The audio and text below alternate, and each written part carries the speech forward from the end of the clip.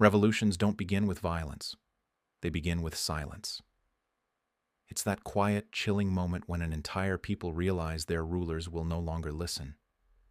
It is the second you understand that the system designed to protect you is now the very thing holding you down. This isn't just history. It's a pattern, a cycle that has repeated itself across centuries and continents. Today we're going to decode this pattern, a six-stage journey that takes a nation from stability to the brink of chaos. And we'll ask the unsettling question, are we seeing the same signs today? Let's start with stage one, normalcy. Picture a kingdom or a state that's relatively stable. The government works, more or less. People go about their lives, they trust the currency, they believe in the future. Sure, there are always complaints and minor issues, but the fundamental social contract is intact. Citizens pay taxes and obey laws, and in return, the state provides security, infrastructure, and a predictable environment. This is the baseline, the before picture. Think of pre-revolutionary France under Louis XV, or Tsarist Russia at the turn of the 20th century. On the surface, things seem fine. The aristocracy parties, the economy churns, and the empire looks strong. But underneath, the pressure is starting to build. This leads us to stage two, the rise of a new elite. In every society, there are always ambitious, intelligent people who feel shut out from power. They might be wealthy merchants who are looked down upon by the old money nobility. They could be brilliant intellectuals and academics whose ideas are dismissed by the establishment. Or they might be charismatic military leaders who see the current regime as weak and corrupt. These are the aspirational elites. They see a system that doesn't reward merit, but instead protects a small, entrenched group at the top. They start to think, I could do a better job. We could run this country more fairly, more efficiently. In France, this was the burgeoning bourgeoisie, the lawyers, doctors, and businessmen who had wealth and education but no political power. In Russia, it was the intelligentsia, a class of educated radicals inspired by new political philosophies who saw the Tsar as an outdated relic. This new elite begins to form its own networks, its own circles of influence, right under the nose of the old guard. They are the seeds of the coming storm. Then comes stage three, widespread public discontent. This is where the problems move from the drawing rooms of the new elite into the streets and homes of the common people. It's usually triggered by a combination of factors. Economic hardship is a huge one. Maybe there's runaway inflation, making bread unaffordable.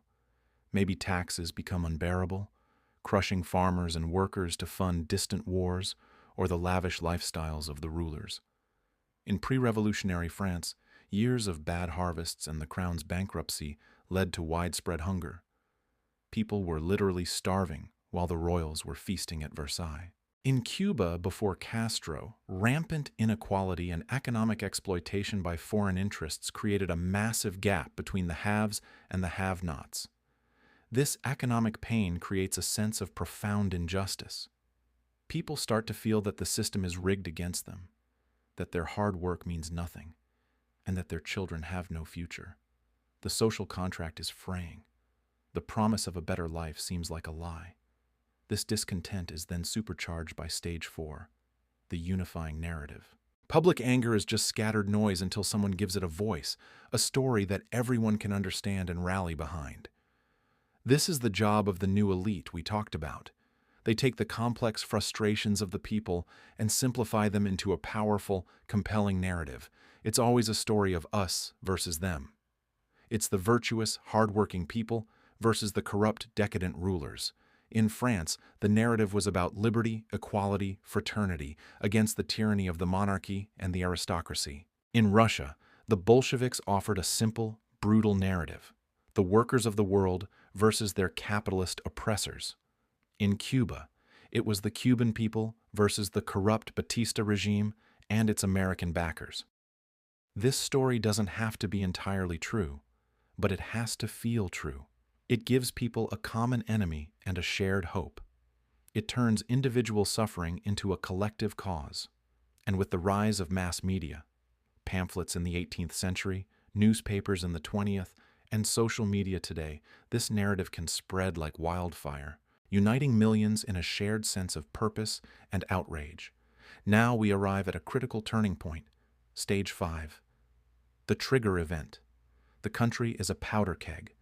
The new elite have provided the ideology, and the people are angry and united. All that's needed is a spark. This is often a single shocking event that crystallizes all the anger and proves the ruling regime is weak, incompetent, or brutal beyond repair. It could be a massacre of peaceful protesters, like Bloody Sunday in St. Petersburg in 1905, where Tsarist troops fired on unarmed workers. This single act destroyed the centuries-old image of the Tsar as the little father of the people. It could be a failed war that exposes the government's weakness, or it could be a blatant act of political defiance, like the storming of the Bastille in Paris. The Bastille was a prison that symbolized the king's oppressive power. When the people tore it down, brick by brick, it was a symbolic act of defiance that showed the king's authority had crumbled. This trigger event is the point of no return. It's when the silence breaks, and the whispers of discontent turn into a roar of open defiance. Compromise is no longer possible. The battle lines are drawn. This brings us to the final explosive stage. Stage 6, collapse and contention. The old regime loses its grip on power. This can happen in a few ways. Sometimes the state's key pillars of support, the military and the police, refuse to obey orders. They might sympathize with the people or simply see that the regime is doomed and switch sides to save themselves. When the army refuses to fire on the crowd, the game is over for the rulers. Other times, the collapse is a full-blown civil war, as a revolutionary army battles the forces of the state. France, Russia, and Cuba all hit this stage of collapse through rebellion. The King of France was overthrown and eventually executed. The Tsar and his family were brutally murdered in a basement. Batista fled Cuba as Castro's rebels marched into Havana. But the story doesn't end there.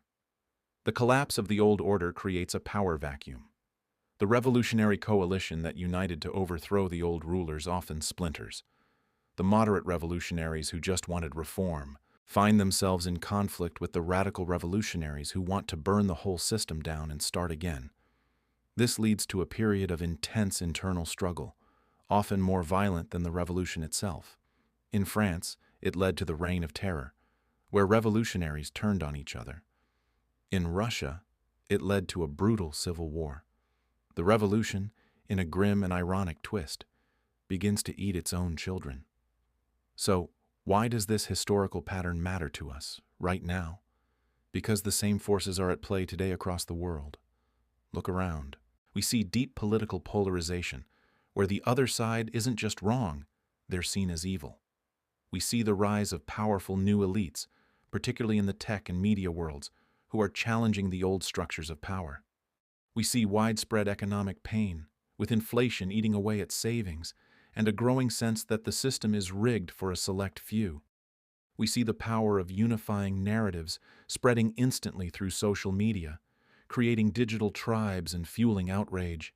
Censorship, whether from the state or from corporations, creates a sense that speech is not free, breeding that dangerous silence where people stop believing they can be heard. The pot isn't boiling over just yet, but you can see the steam rising. The pressure is building. History doesn't repeat itself exactly, but it rhymes. By understanding this six-stage pattern, we can see the warning signs. We can see how stability can quickly unravel and how the silence of a people who feel unheard is the most dangerous sound of all. The story of revolution is deeply tied to the story of money. When people lose faith in their government, they also lose faith in their currency. Next time, we'll look at the fuel that ignites so many of these collapses, the currency crisis. Because in the anatomy of a revolution, money is always the first thing to fall. But when money falls, something even more dangerous takes its place. Fear. Because when belief in currency collapses, the value of everything else collapses with it. Institutions, promises, even truth itself. And fear is the perfect environment for control. When the people are hungry and the streets are restless, there's always someone waiting in the wings. A strong man, a general, a savior promising order.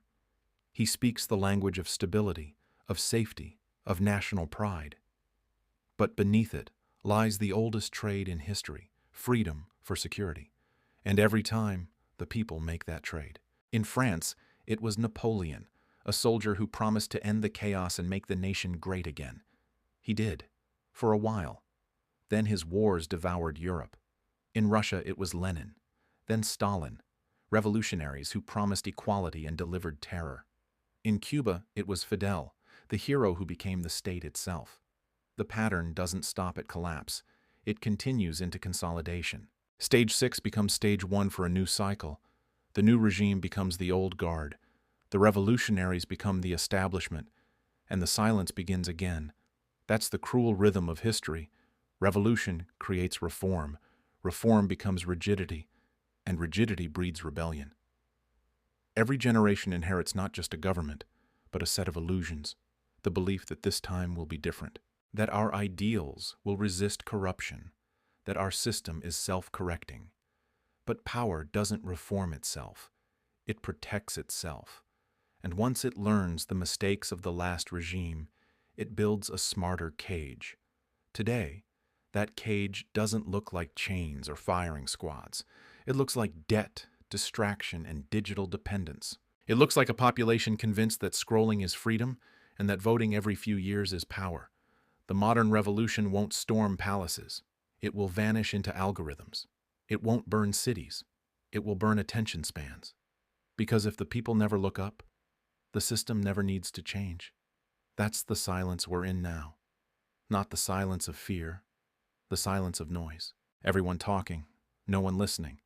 Every outrage monetized, every movement co-opted, every truth blurred until no one remembers what was real in the first place.